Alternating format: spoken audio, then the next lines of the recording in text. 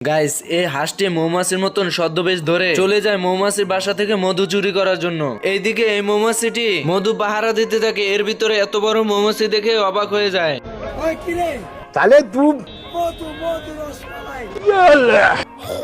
খাঁটি মাল।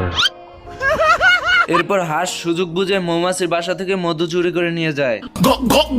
হাঁস তো মধু নিয়ে পালিয়ে যায়। এদিকে মৌমাছির দল মধু নিয়ে চলে আসে। সুলতান বাইরে আলার পর এদিকে একটা মৌমাছি বাসার ভিতর থেকে বেরিয়ে আসে মধু চুরির কথা রাজার কাছে বলতে থাকে। আমার মাফ করে দেন হুজুর, আমার ভুল হয়ে গেছে।